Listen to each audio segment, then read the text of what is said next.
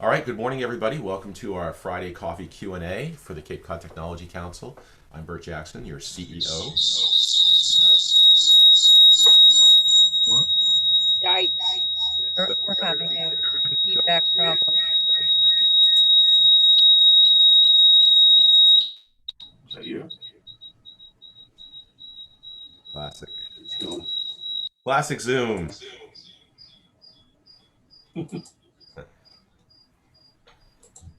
All right, so how about we try that again? Good morning, everybody. Hey, guys, I think it's coming from you guys. I think we're better. Okay, Sorry. no worries. All right. So welcome, everybody. Thank you for joining us for our Tech Council Coffee Q&A for this Friday. Really excited to have Rick and Eric Pinney here from the E-Waste Coalition talking about what to do with all of our old electronic stuff. And I don't know about you all, but I'm working on cleaning out my basement right now, and it's amazing what's down there. And just hate to get rid of it and hate to have it go somewhere that's bad. So looking forward to hearing some great information about that. The way we set it up is we're going to have Dale from Cape and Plymouth Business give a quick marketing tip, and then I'll turn it over to Robin, who's going to be our moderator for today, and go through a conversation with Rick and Eric. And if you've got questions, please pop them in the chat, and we'll do our best to get all those questions answered. And be sure and introduce yourself in the chat as well. Say who you are, where you're from. If you want to throw in your LinkedIn profile or something else, that'd be great. So with that, Dale, are you ready? Do you want to give us our marketing tip for today? I'm afraid to unmute. Thank you for that nice jazz concert, Bert, this morning to start off the meeting with the reverb. I might be the most southerly of everyone. I'm in Dennisport, beautiful snowy Dennisport this morning. Marketing tip. So if you have a Google business, my tip is around Google business listings. If you're a local business and you don't have one, it's probably one of the most important ways someone can find, communicate, and build trust online. And they have some new features that are only available from a mobile phone. So if you do have a Google business listing, I highly recommend you download the app, log in. People can actually ask questions now. And if those questions go unanswered, they can send you a message through it, but they can actually ask a question. And if you don't get folks an answer to that question promptly, they could go on to the next person. So if you're a local business, it's really important. And that is my tip for today. Dale, thanks so much. And I have a technical question for you. Are you using a green screen? It depends. Yes, I am. I'm just curious as to, I'll be curious to hear your experience with it going forward. So, You mentioned that last time. If you want, I'll call you after the meeting. I have some tips for you, and I'll even let you borrow mine if you want. okay. Well, we'll chat later. I've got a couple meetings after this one. Okay. It's just a stacked up Zoom day here. Sure. And with it being 14 degrees out, I'm happy that it's all Zoom and I don't have to go anywhere. So with that, I'd like to introduce Robin Orbison, the chair of our program committee and our star moderator for Coffee Q&A. So Robin, you want to take it away? Absolutely. Yes. Good morning, everyone. Good morning, Cape Cod and North Carolina. I understand we've got at least one person coming in from North Carolina. So I'm sure your weather's much better. Yeah, actually just confirmed in the chat, your weather's better than ours. Okay. All right. Well, I am very excited to welcome my good friends, Rick and Eric Pinney. Hi, guys. How you doing? How's it going? How are you? They're coming to us live from the Man Cave in Falmouth, is it? Yeah, Falmouth. Okay. All right, great. Okay, so we're going to talk about e-waste today.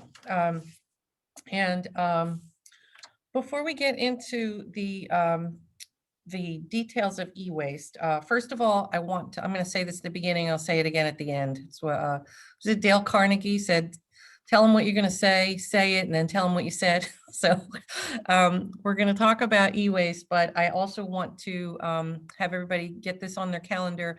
There is an e-waste recycling event coming up next Saturday, February 6th at Mashpee Commons. What are the hours, Rick? 10 to 2. 10 to 2. They will be in the parking lot on the side of Mashpee Commons where the bowling alley is from 10 to 2. It's an outdoor event, so very safe, and they will be collecting all sorts of recyclables, which we will get into in a minute. Okay, before we do that, I like to get a little bit of background on the two of you. So we're here to talk about your e-waste recycling business, but you also have another business. So maybe the e-waste is maybe your side hustle, but you have a primary business called Cape Cod Office Consultants. So Rick, do you want to maybe just give us a little bit about your background and how you came to start Cape Cod Office Consultants? Okay. Yeah. I worked at a company in Connecticut for about 15 years. I was the IT guy there, and I was pretty much in charge of everything. And that gave me a lot of experience in different aspects of IT, and I got a lot of other business experience as well through kind of getting my hands into pretty much everything that was going on there. So then when I moved up, we ended up closing down in 2015. And then I said, there's really nothing keeping me in Connecticut. All my family was up here. So then I moved up to Cape Cod, and I said, I don't want to work for anybody, so I want to start my own thing. So I ended up doing that. And that's really how I got into the IT up here. Okay, and how did Eric? What was your background? How did you come to join Rick in that venture? So I'm a licensed funeral director. I'm licensed to sell life insurance. So I was living in Georgia, and I ended up moving back here. And Ricky had a bunch of stuff that he wanted to take apart and see what was in it and whatnot. So it kind of sprung from that. I stopped my landscaping business I had too, and then we started taking stuff apart, and then we kind of just talked about it and said, let's see if we can do this for a living. And that's how it happened. Okay, so under the heading of things you never knew about people, licensed funeral director. We'll have to have a separate conversation about that. Okay, thanks. So, so Rick, I am guessing that your work as an IT consultant is what made you aware of the need for e-waste recycling. So is that what led you to start the e-waste coalition? Yeah, because pretty much whenever I'd replace a system for somebody, I would take the old one away. They're like, I don't know what to do with this. So I would take it, and it just became piled up in my garage or my basement or something like that. Just, I'm like, what am I going to do with this? But I knew not to throw it out. So I figured sooner or later I'd figure out what to do with it. And some places I found would take the whole system. So I would take them there and get rid of that. And I was like, but they must be doing something else with it. So I'm going to make sure, let me take it apart, sell it as the pieces instead of just the whole units. So that's kind of where that sprung, where we found more buyers for the parts and stuff. So Eric does a lot of research on that, and I do a lot of the let's get the stuff in type of part of the business. Okay, that so that's a great segue. But before we go into exactly what these items are and how you dispose of them, let's talk about the why. So why should people, you've got an old cell phone, an old printer, an old mouse. Why should we not just throw those things in the trash? What happens to them if we do?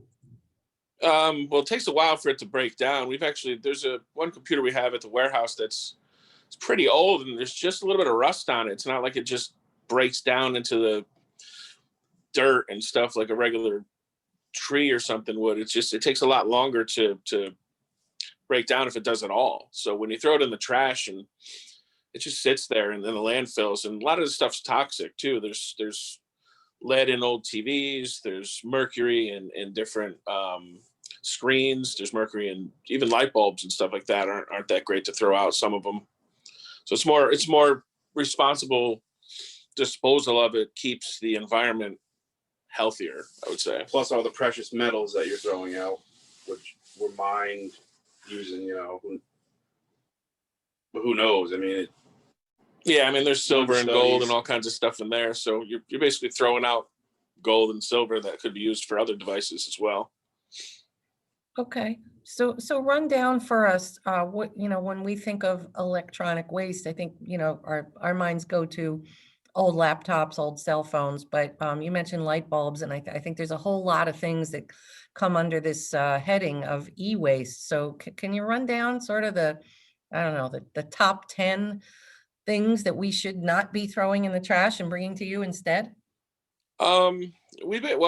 When somebody says, what do you guys accept? We say basically anything with a cord, within reason, vacuums we don't like and stuff like that. But I guess your old laptop, your old video game consoles, your old computers, your old tablets, cell phones, printers, copiers, yeah. Anything that's sitting around in your office basically is accepted, that we would take apart, make sure everything gets sent to the correct downstream recycling.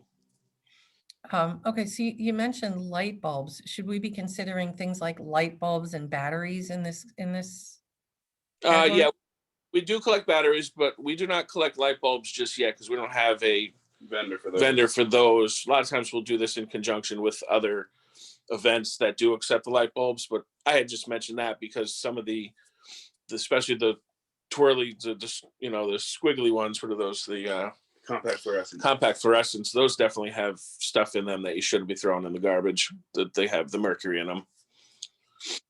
Getting a question here from the audience. What about cameras? Yep. We'll take cameras and chargers. Yes. Yep. Digital cameras and chargers. That helps us out too. So he can answer some questions on there too. Okay. Cables? Yep. Wires, cables. We get rid of all that.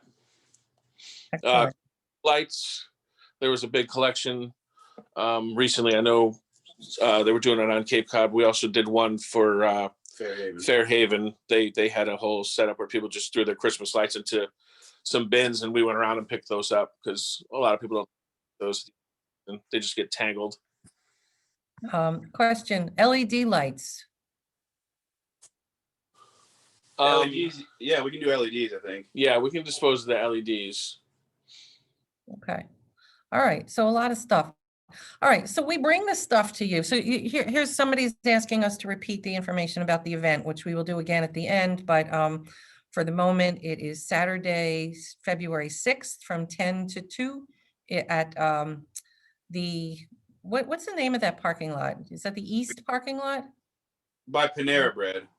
Okay, the parking lot by Panera Bread in Mashpee Commons.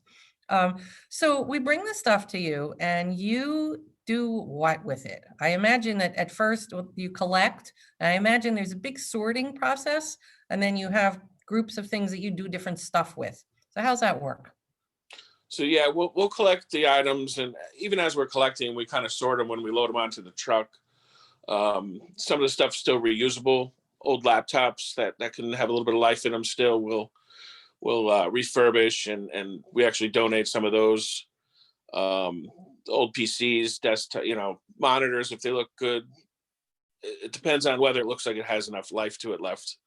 And then if it doesn't have, if it's really old and nobody really wants to, it's unusable, we'll take it apart, and the metals go places to one vendor, the motherboards go to another vendor, and just pretty much we have somebody that wants every piece of those devices that we take apart. Some of the devices, I know most of this is free, right? People can bring it to you and there's no charge. But I think there's a few items that you do charge a couple of dollars for. Is that correct? Yeah, the televisions and monitors are the ones that we really charge for. CRTs, because there's lead in those, and we don't even touch. We really just transfer those. We don't do any disassembly of that because of the lead that's in them. We don't want to have any dealings with that. So we take those and send those off to a vendor in bulk. We send truckloads of those up to a place that actually does the work and takes them apart properly. How many different vendors are you working with? With about 5 or 6. Yeah, and they're always changing too, depending on what Yeah, is going on. I do a lot of research on all the vendors and who takes what and who's, charging less for taking the stuff or whatever, you know what I mean? So that's like, And what do these vendors then do? I know some of them are safely disposing of the components, but some of them are using like the silver and gold, for example. Are they selling them to, back to manufacturers or to jewelers? What are they doing with that stuff? we get the ingots back. Say that again? We'll get the gold ingots and all the stuff back after it's already processed. You're So then- kidding. No, then we can either hold on to it or we can sell it or do whatever, or they'll buy it from us. Yeah, we've actually found people that smelt. So we're kind of the end of the line for some of the stuff, because we just skip the middleman who would buy the stuff from us and then take it and then have it smelted into the precious metals. I spoke to a person the other day who we're gonna go visit their facility before we give them anything. So we want to make sure everybody's on the up and up for what they do. So we bring them like samples, like little teasers, and say, all right, we want to work with you on this. And so we found somebody that would take the metals and give us the gold ingots back if we wanted it or whatever. So yeah, that's kind of fun. And then we can just take that and sell it on the market for gold and silver, platinum, whatever we're trying to get rid of. So is that how you guys finance this operation, since you're mostly doing this as a public service, but you're getting some revenue back from these ingots and similar items? Yeah, I mean, there's stuff that we can immediately get rid of and sell, which keeps the day-to-days running, and then we stock up on the other stuff, which would then turn into the gold and the silver. That's kind of like You need 15,000 pound minimum of board before you can even think about doing anything with it. Yeah, So, the more we send out, the less it costs us to process all the stuff. Okay, so I know I'm getting a little off track here, but I find this fascinating. So at any given time, how many of these ingots do you have? And do you have some kind of big safe, or where do you keep this stuff? Well, we need to. We're actually just accumulating the board right now and working with finding the proper vendor to give us the ingots. So right now we're just getting rid of the stuff that's easy to get rid of, like the metals and the plastics and stuff. we do have a safe though. Yeah, we do have a safe. Okay. All right, that's good to know. So give us an idea of the volume that we're talking about here. How often do you run these events? How much stuff do you collect at each event? We want to try to run the events probably once a month, Maybe twice a month. maybe in the twice a summer. month, moving forward. The average weight collected usually is between 4 and 5 tons. So there's quite a bit, once we get, we weigh the truck when we're coming in, and then we weigh the truck coming out. And that's basically what we picked up. The last event we did was 4 1/4 tons. And I think I pulled about 5 tons out of Katuitt one year, a couple years ago. So there's a lot, you tell people to bring the stuff and they bring it out. That's in a 3-hour span of time. 4 hour. Yeah. Yeah, 4 hours.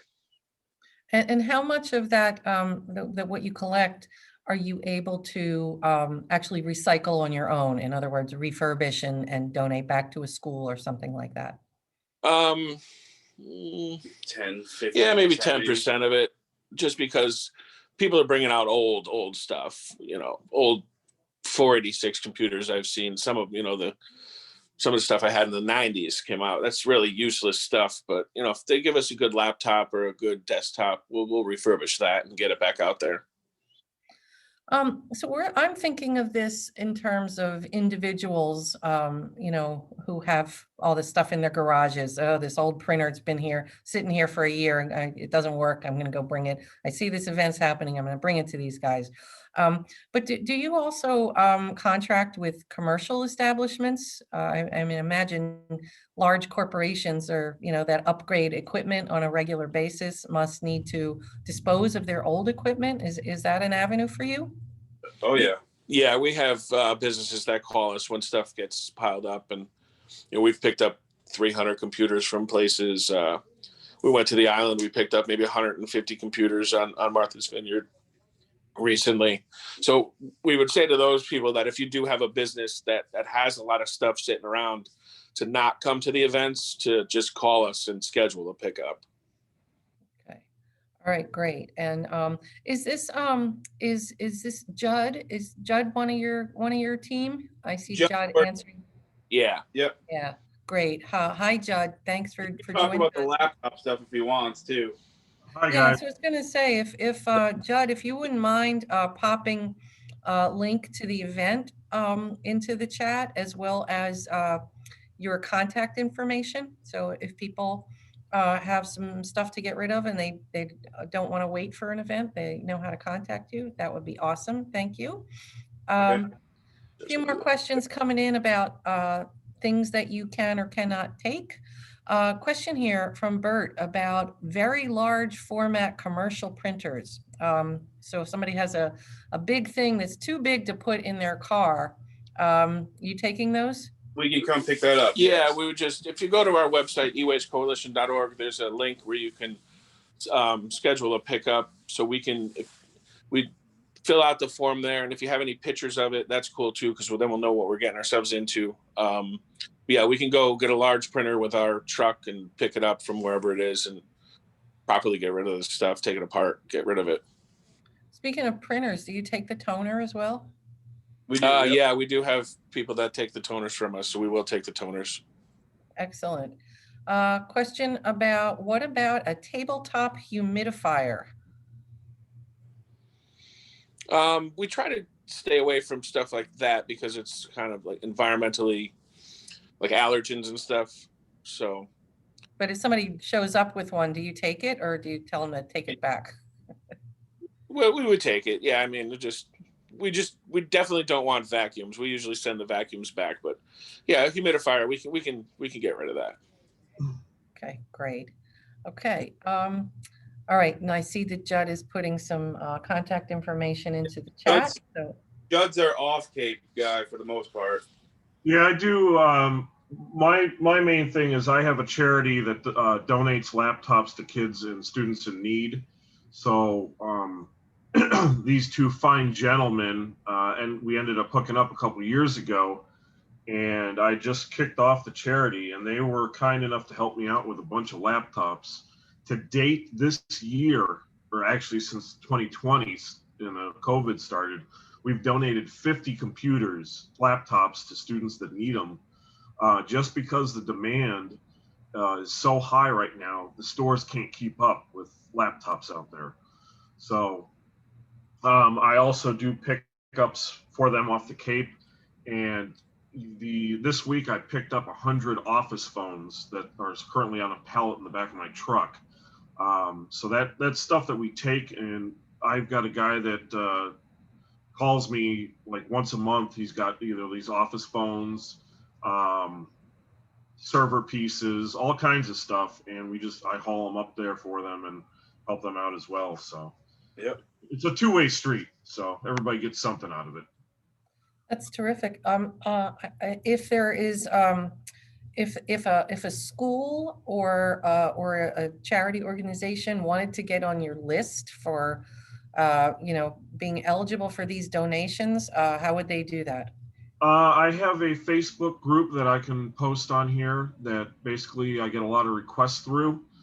And also people just find me on Facebook because I post all the time that, we're doing recycling, and, if you have old stuff, come get it. And people send requests through that too. Fantastic.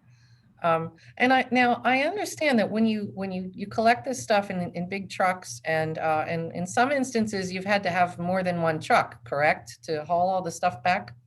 But you bring it all back to a warehouse. So you have a big warehouse in Falmouth. What that place must be like?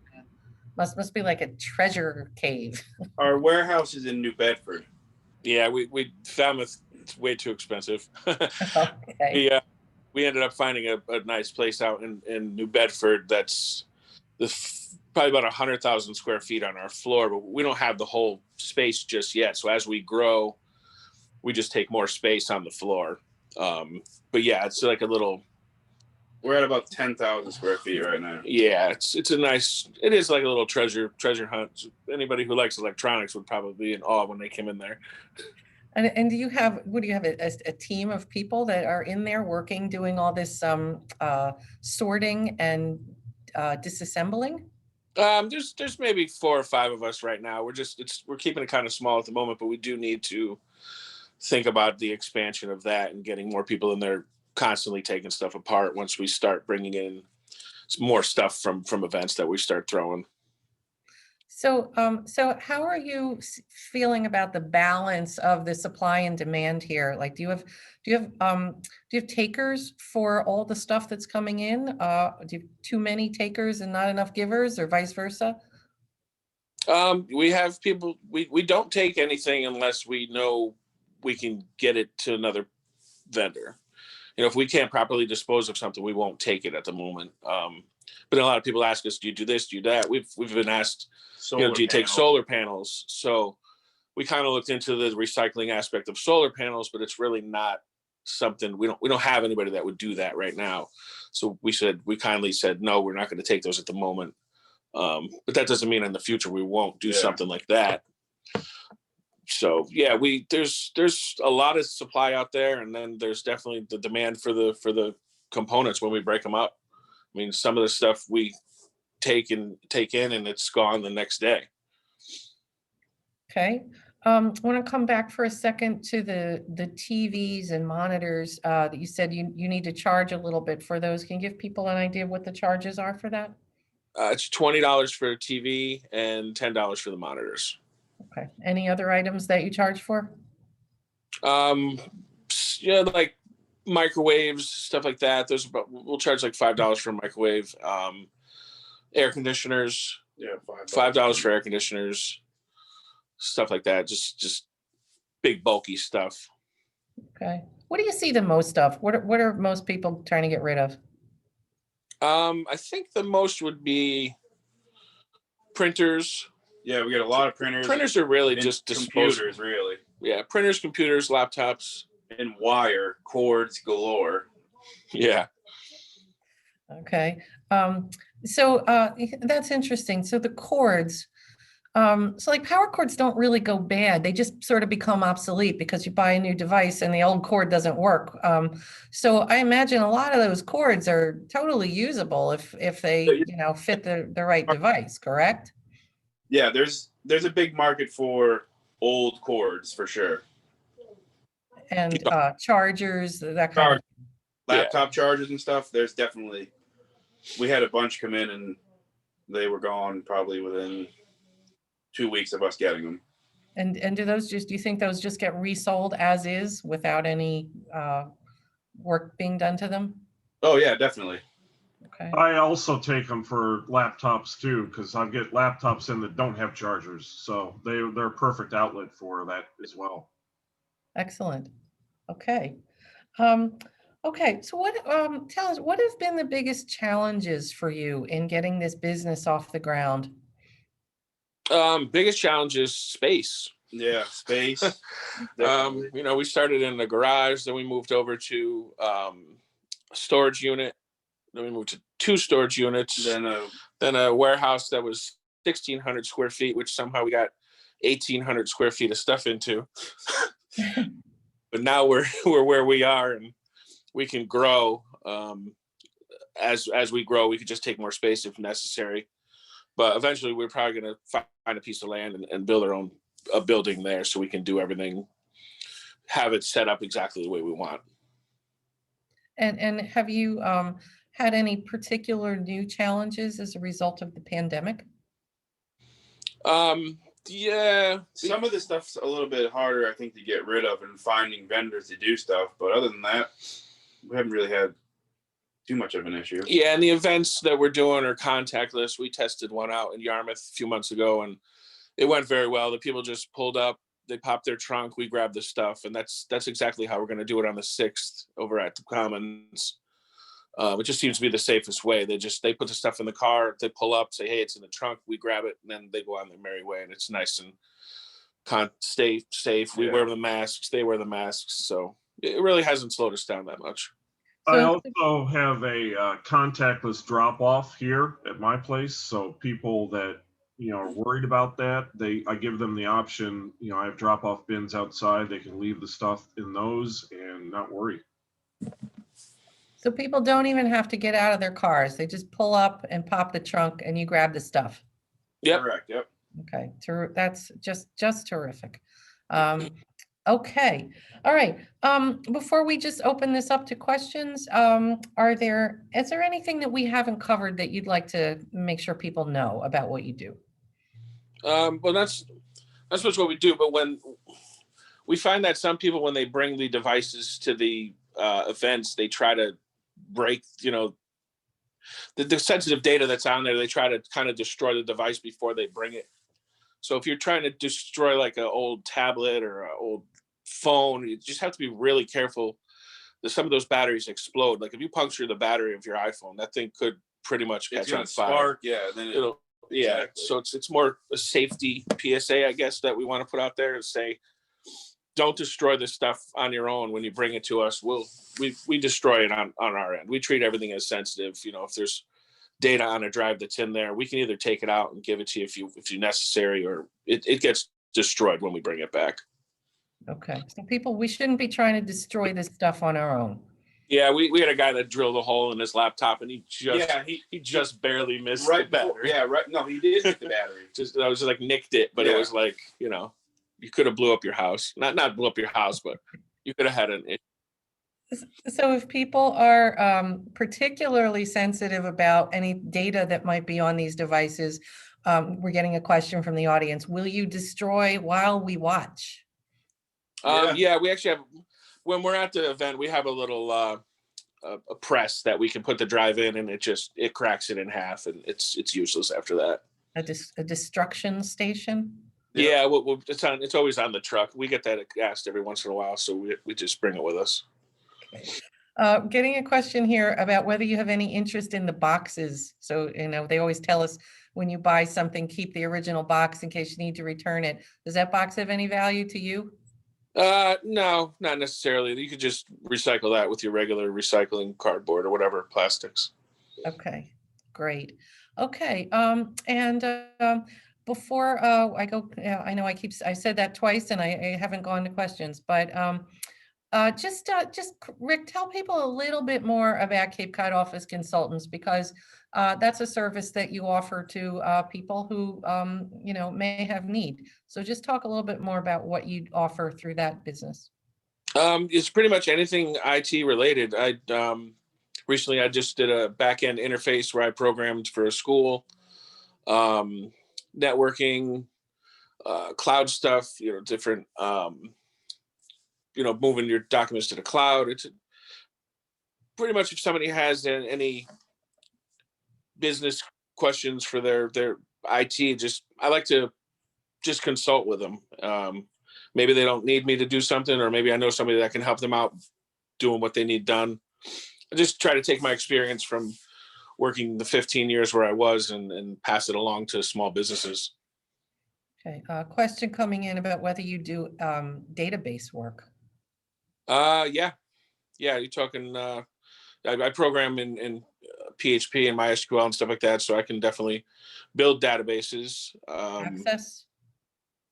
Yeah, I try to steer away from Access because it's not really cloud-based. So it depends. Yeah, I could do Access, but I prefer the MySQL or SQL. Okay. Whoever that is, contact me and we can talk about it. Terrific. I think you covered this, but we're a couple of questions here about location. If Mashpee is not convenient for somebody who wants to dispose of some items, do you have any other upcoming events planned? Can you repeat the information about your pickup and drop off options? The next events we have planned, we're going to do one on Martha's Vineyard and then one on Nantucket. I'd like to get further up the Cape too, maybe the Orleans area, see what's going there. But if anybody can't make it to the events, they can always go to our website and fill out the form and we contact them. So whenever we're in the areas, we'll just swing by and get it. All right, and I can contest to that because I have disposed of a number of things from my home and business, and you know, without a scheduled event on the calendar, I have contacted these guys, and they just, you know, will send me a text, hey, I'm in the area today, and they grab the stuff, and I have nice clean space in my garage or my storage closet, so it works great.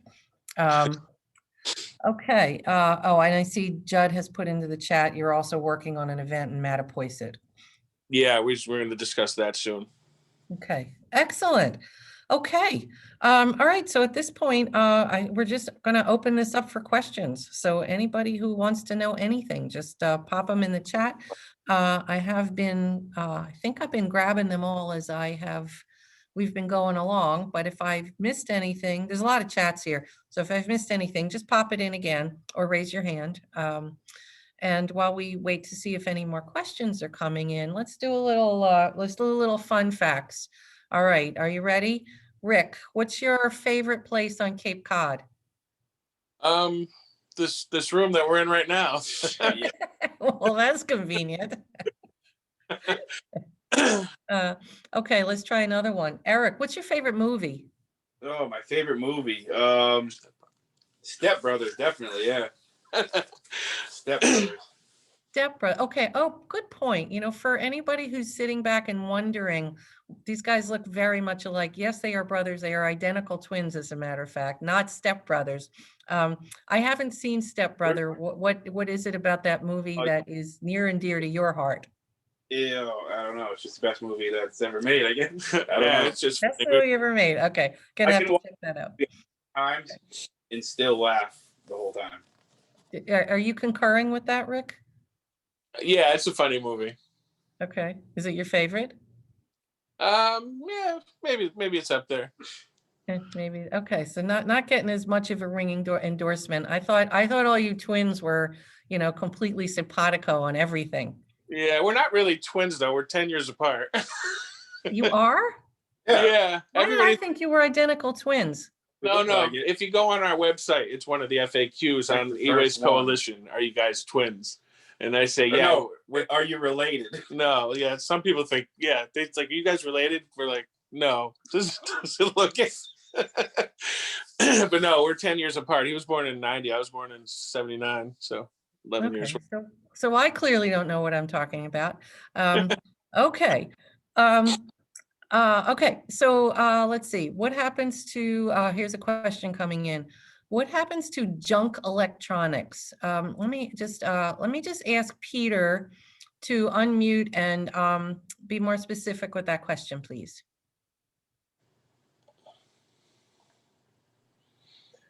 Oh, great. You're going to put me on the spot. Sorry, Peter. You don't know this about me, but I like to hide in the shadows. Bert will tell you.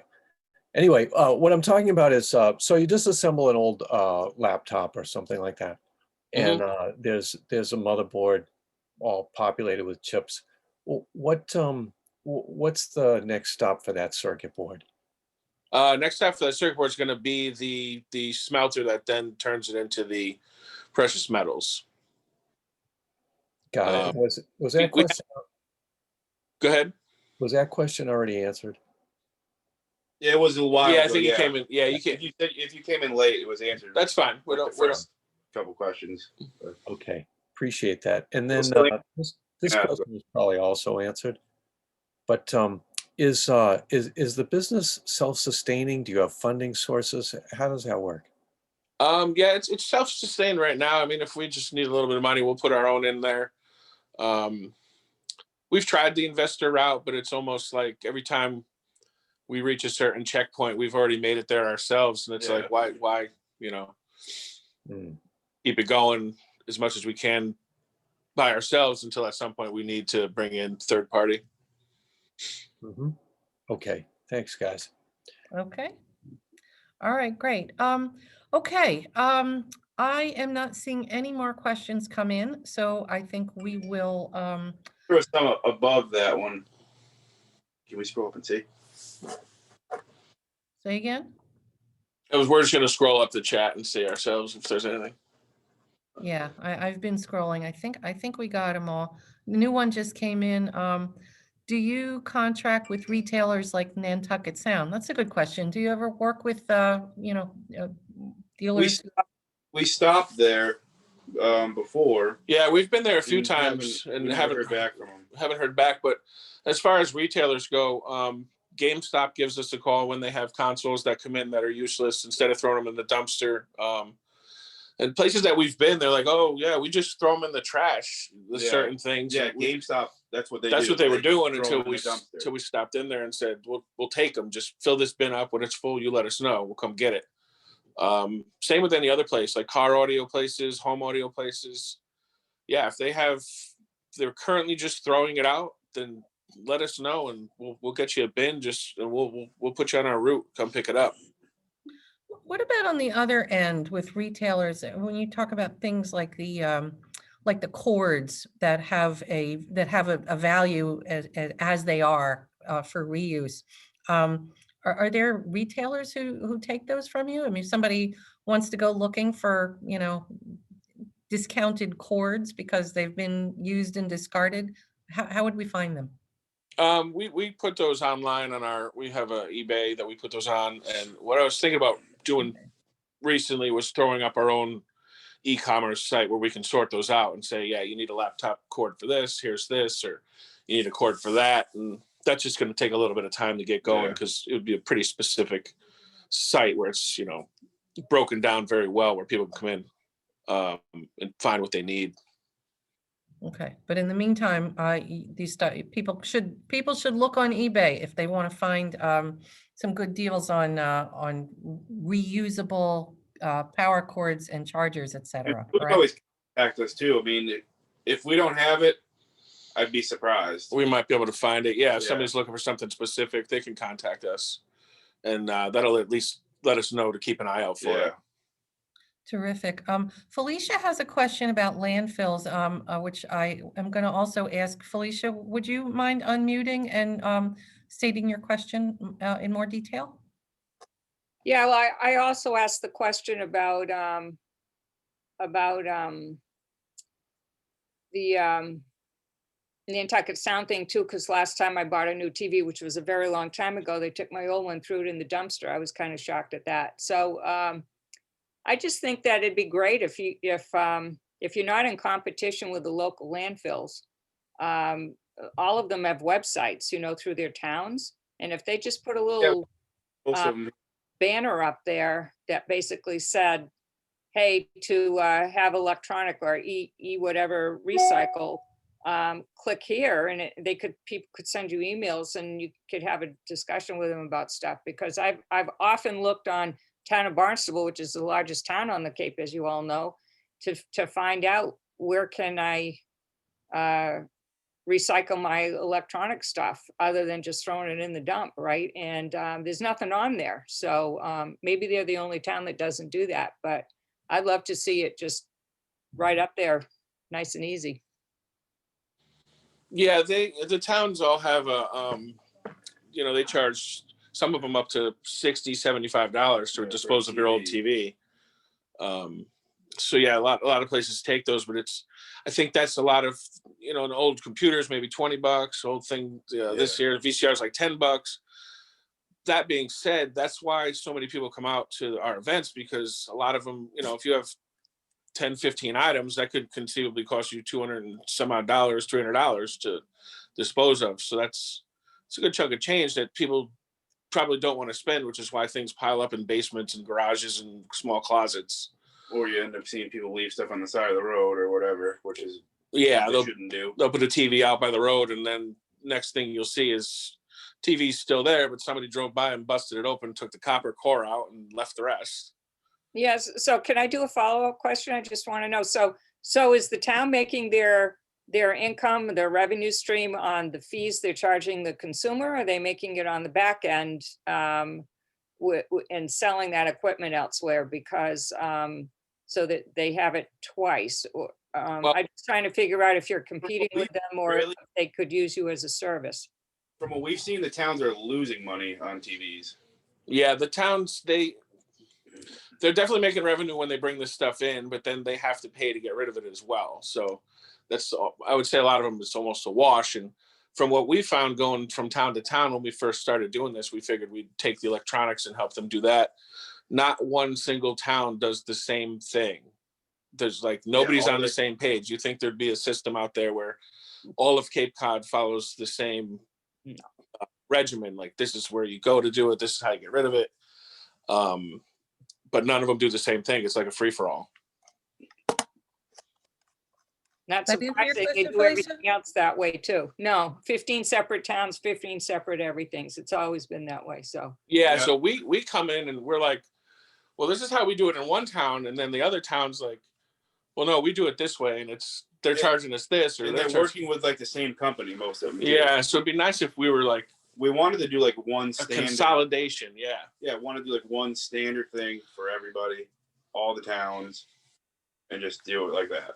But so we just decided to circumvent that and get them through the events. And, yeah, just do our own events. you know, don't even bother bringing it there. We'll take it. Private sector can do it better sometimes, right? Yep. Okay, all right. Well, I think we're gonna wrap here, but before we do, I was gonna ask Rick, could you please tell my favorite story about how you once handled the IT setup for my favorite TV show? Oh no, you're talking about when I was on Law and Order. SVU. Which one are you talking? Was there more than one? I'm talking about SVU.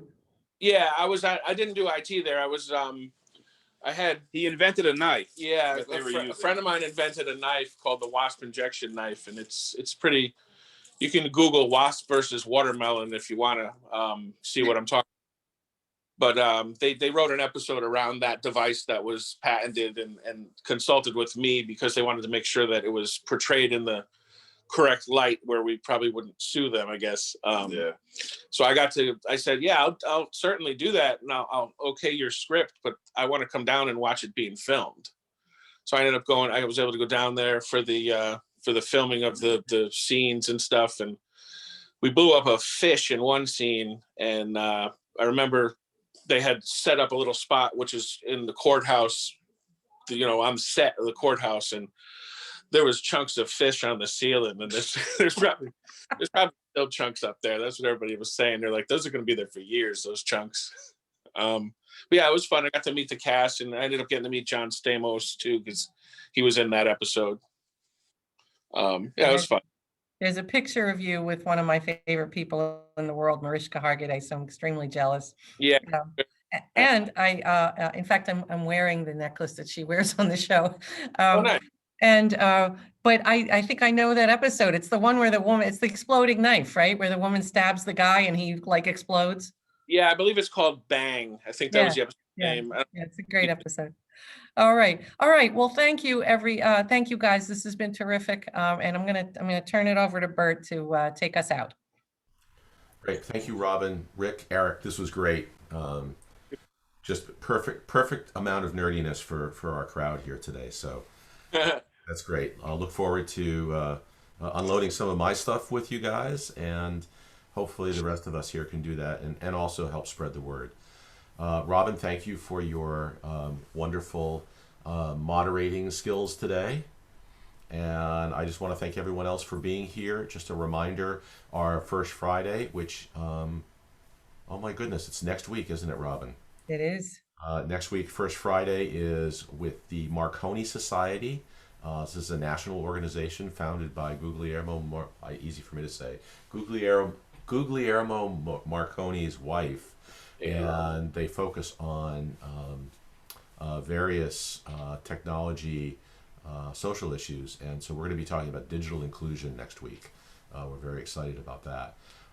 And our coffee Q&A in February is Steve Gallion talking about some mapping tools. And also, we're very excited that on February 19th, we're going to have our Indoor Air Quality Summit. So this is a special event. Jane Ward, who I think is here on somewhere, I thought I saw you come in, is going to be moderating this with national expert, Dr. Stephanie Taylor, talking about the quality of indoor air and how that impacts our health, including transmission of the COVID-19 virus. So very important. Spread the word on that. That's going to be a free event for anyone who wants to attend. So thank you all very much. We'll see you all next time, hopefully next week. Take care, everybody. Enter. Thanks, everyone. Bye. Have a great weekend. Take care. Have a good day.